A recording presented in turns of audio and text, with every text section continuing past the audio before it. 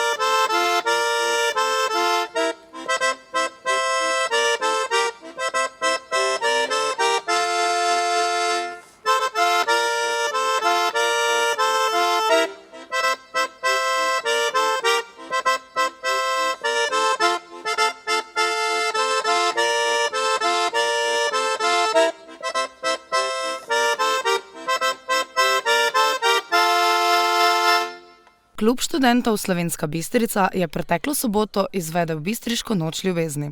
V bivšem Kruzeju sta nastopili skupini Bigfoot Mama in Mambo Kings. Predsednik kluba študentov Slovenska Bistrica Žiga Orešič in Ines Tomažič sta povedala, kako so se pripravljali na koncert. Zaenkrat vse po planu, vreme nam zaenkrat ustreza, vse ostale stvari smo tudi urejali par mesecev, ni bilo zdaj to, da smo 1, 2, 3 zrihtali, ampak je trajalo od promocije do sponzorstva do vseh stvari dovoljen.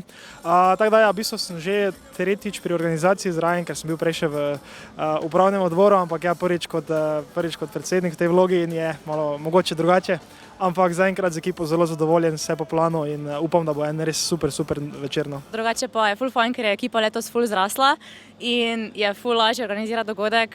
V bistvu vsak nekaj malega prevzame in pol vsak naredi svojo vlogo in je vse skupaj tako rešeno, ker par let nazaj je bilo to ful težje. Tudi nastopajoči so z nami delili svoje pričakovanja in vtise. Ja, pričakovanja so, gledajte, ne more biti lepš kot takle fajn šotor, pa takle fajn odor, plesišče, vreme imamo, tako da v bistvu pa še nobene take strašne veselice ni nikjer blizu, tako da mi mislimo, da bo strašno dobro. Uno momento, Serena, al piano.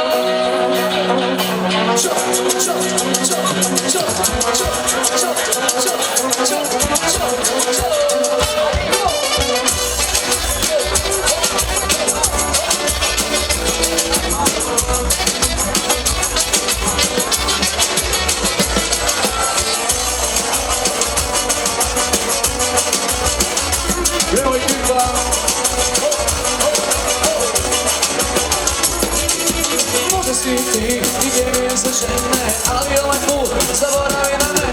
Kažu ti da si iste ko pre roka, moj nisi utisak da ti si staban. Ajde, zaboravi na to, ne treba mi ljubav, meni treba lov. Praštaj, lutko sada se, ja reći ću ti.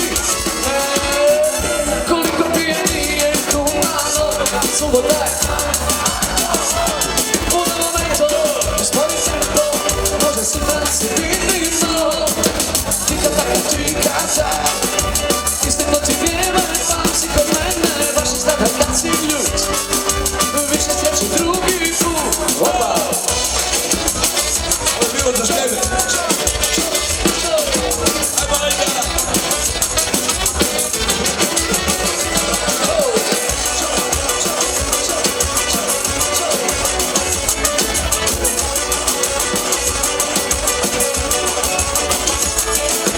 Nisi moj ti, neću da te lažem, tražiš moj broj, a zini da ti kažem, želeo mi rad, idemo kod tebe, ali tamo noćas, volim samo rad. Ajde, zaboravi na to, ne treba mi ljubav, meni treba lov, praštaj, lutko sada se, ja reći ću ti. Koliko prije nije, subota je, uno momento, uspori tempo, može sutra se vidi to. Tika taka tika ta, isteklo ti vrijeme, pa si kod mene, baš izgleda kad si ljut. Ma više sreće drugi put, opa!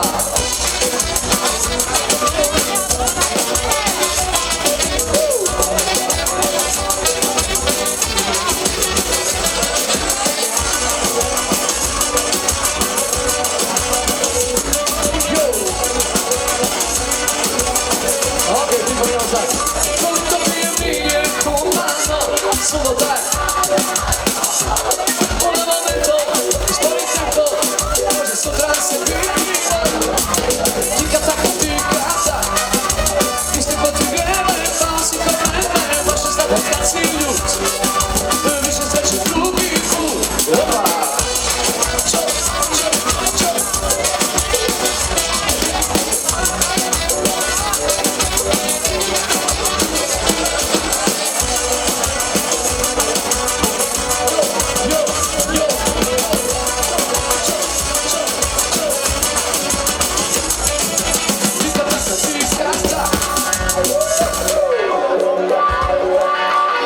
Super energija, publika čudovita, krasna, sodelovali su od prvega komada. Najbolj pa zanimivo mi je bilo, da je bila ta mlajša generacija, ti ta mali, ki so bili zraven odra, pol na koncu še na odru.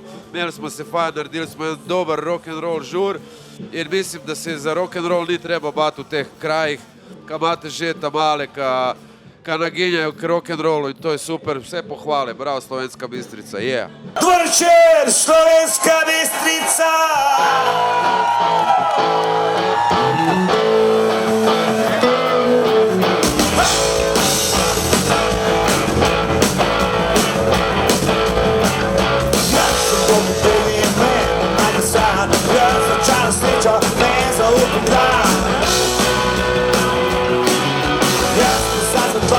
kje je ten dan, nosi fine žile, črn tulipan.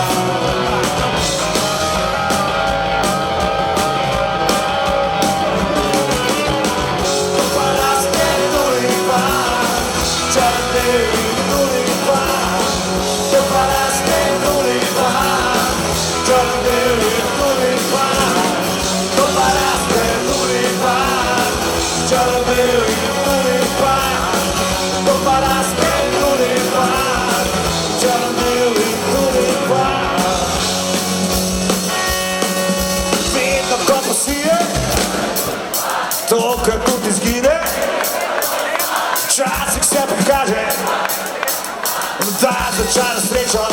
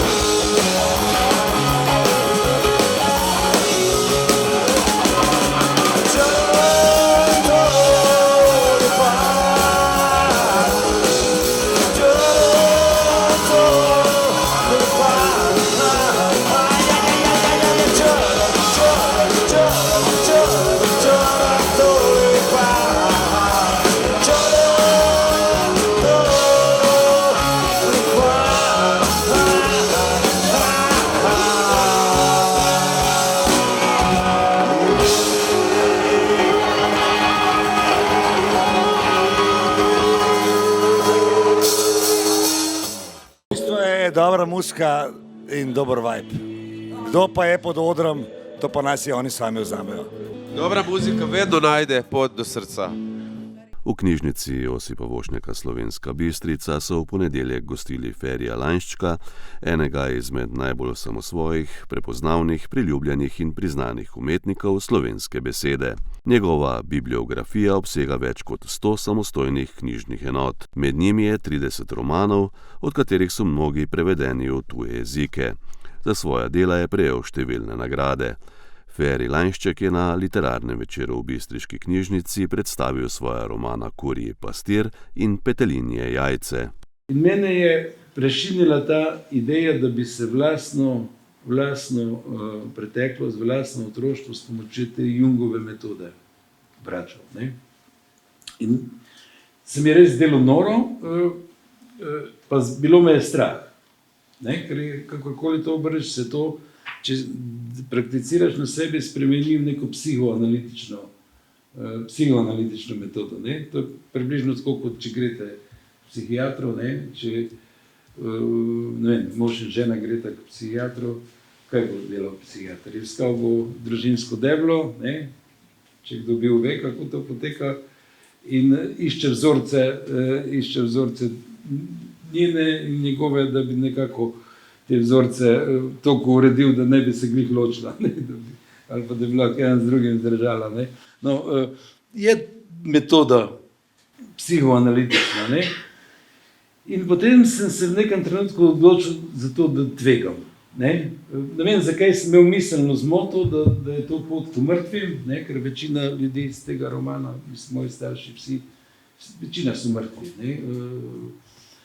Imel sem neko miselno zmoto, da grem k mrtvim, ampak potem sem zelo hitro ugotovil, da grem k živim. Ne. Oče in mama sta tam v mojem otroštvu živa. Ne. Jaz sem potem preživel z očetom in mamo eno zelo lepo obdobje znova kot otrok, to je rojstvo kurjega pastirja, pravzaprav je to. No in da ne bom predolg, ampak to je del postopka.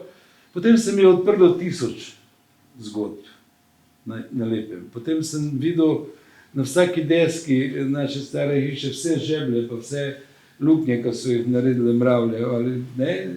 Tako, nešteto zgodbe in sem začel mrzlično pisati tega kurjega pastirja in sem pisal in sem bil na 150 strani in sem ugotovil, da sem en dan star komaj v romanu, tisti, ki ste brali, veste, in sem potem klical Mitjo in sem tega Čandra, urednika, in sem rekel, ali lahko zdaj predstavimo, da jaz dokončam.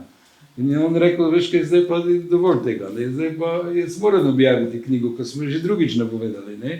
In je rekel, ti povej, koliko knjig rabiš, pa so zmenjena, ne? Zdaj prvo bomo pa zdaj objavili. No in tako je nastala trilogija, tako smo se takrat zmenila šele za trilogijo in je nastal ta kurji pastir, v katerem sem jaz prišel nekje do 3 mesecev svojega življenja. Ne? Vrnilo se mi je s tem romanom moje lastno otroštvo, mislim tudi s tem drugim, ubudil se mi je spomin in zdaj vem, ne, da če bi po tej metodi kdorkoli izmed vas šel nazaj, vsak nosi, zagotovo vsak nosi roman, 1, 2, 3 sabo in niga človeka, ki ne bi. Ampak seveda ga ne ve vsak napisati, ne? To je zdaj pač, ne? Tako je. Ne? Ta dar, da ga napišeš, ima samo nekdo. In zdaj odgovarjam na vprašanje, ta tretji osebni pripovedovalec je rezultat tega ustvarjalnega postopka.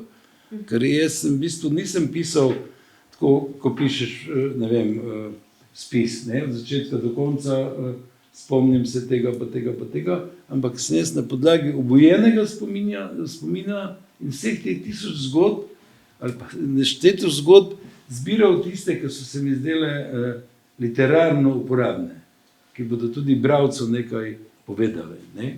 To je zdaj pa spet moj ustvarjalni postopek in seveda je to, ko ti gledaš ta spomin na ta način, ne, kot nekdo, ki sam sebe v bistvu psihoanalizira, vidiš stvari od zunaj, ne, obenem, kot jih vidiš znotraj.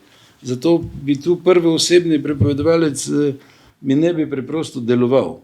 Ne bi. To, če bi šel po poti, recimo tretji del, mogoče že tudi drugega bi lahko pisal že na ta način.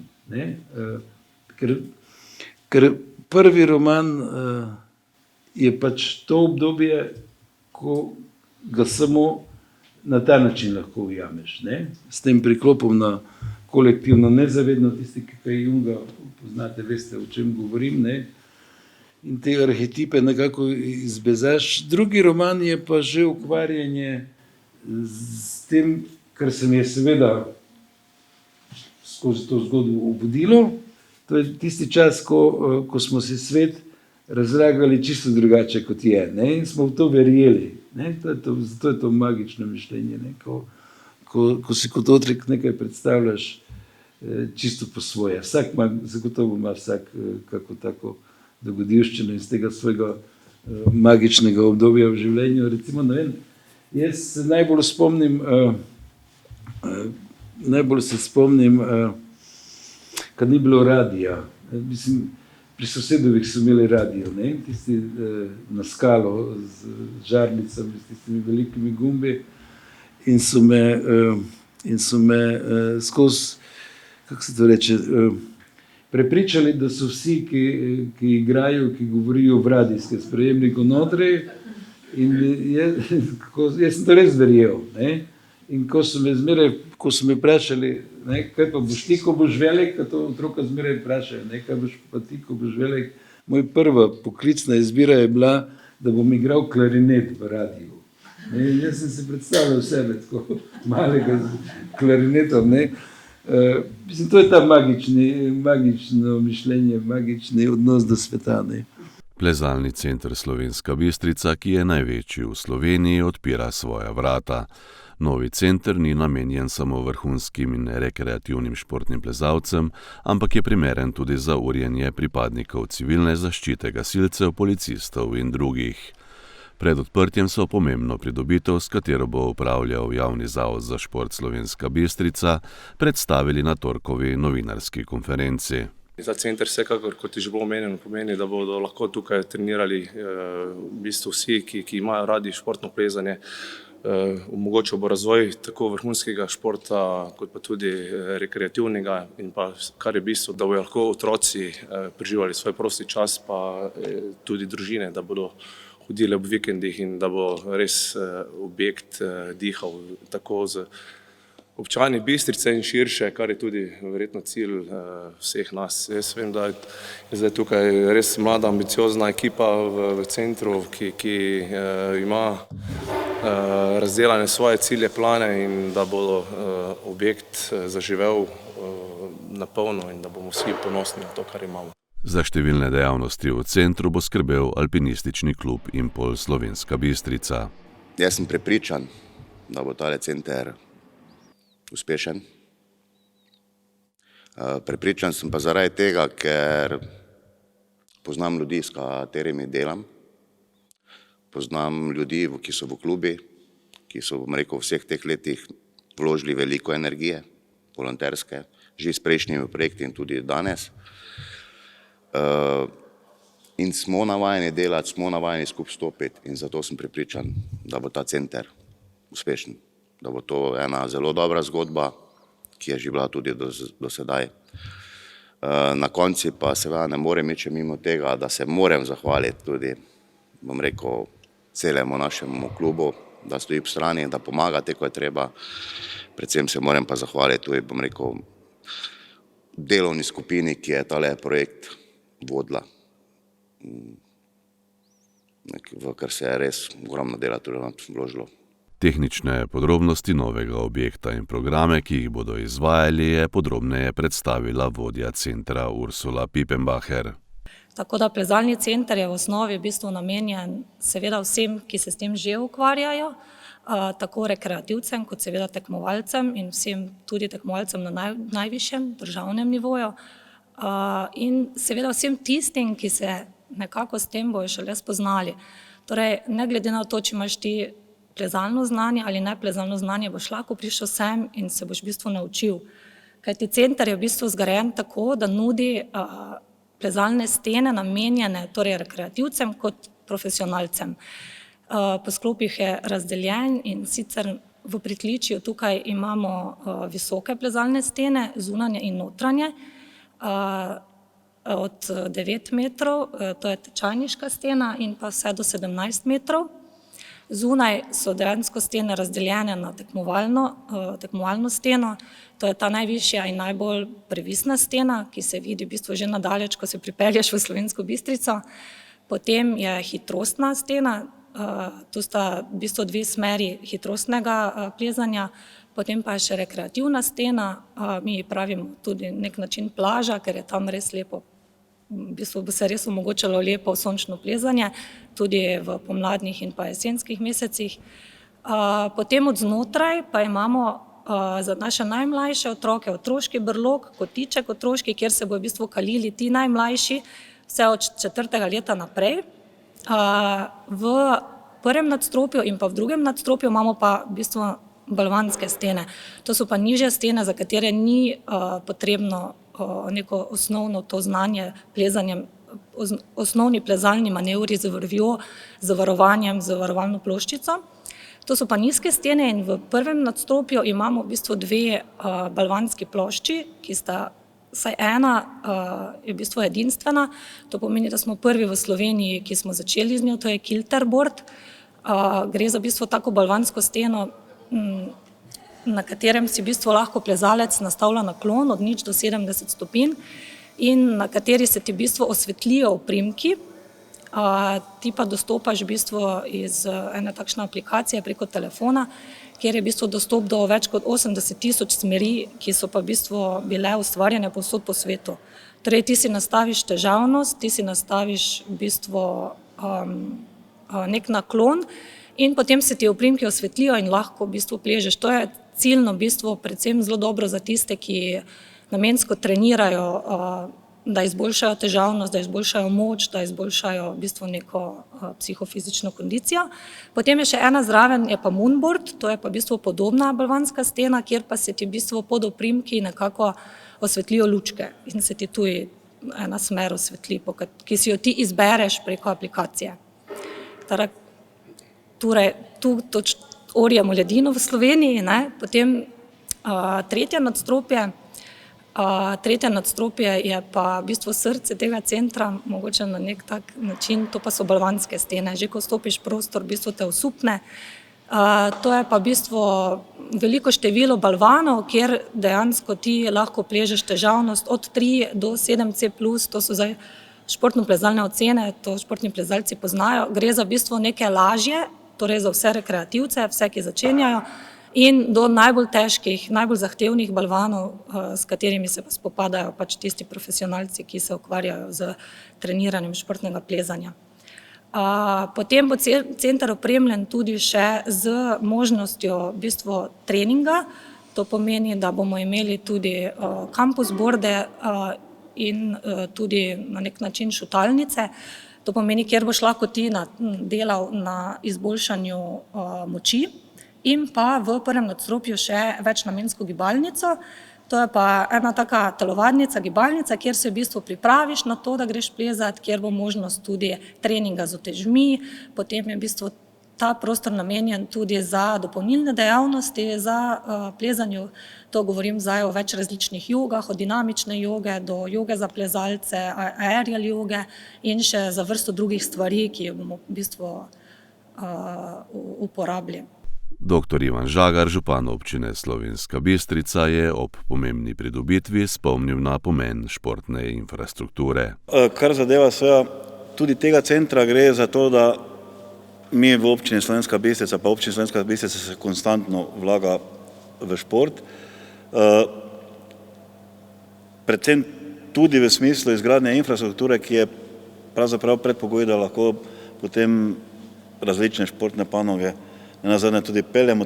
Po mojem je to zelo pomembno, zato da našo mladino, pa tudi vse ostale, ampak prične se vedno pri mladini, poskušamo čim bolj odtegniti, s tem pravimo te elektronske navlake, pa jih spraviti na igrišča in vse ostalo, ker dosti poslušamo, kakve so posledice covida in še česa na samo zdravstveno stanje mladine. Tu se stvari pričenjajo, potem, ko ti enkrat ta šport zleze pod kožo, je vseeno malo lažje, pa to bo verjetno lahko povedali tisti, ki so tako rekoč profesionalni športniki.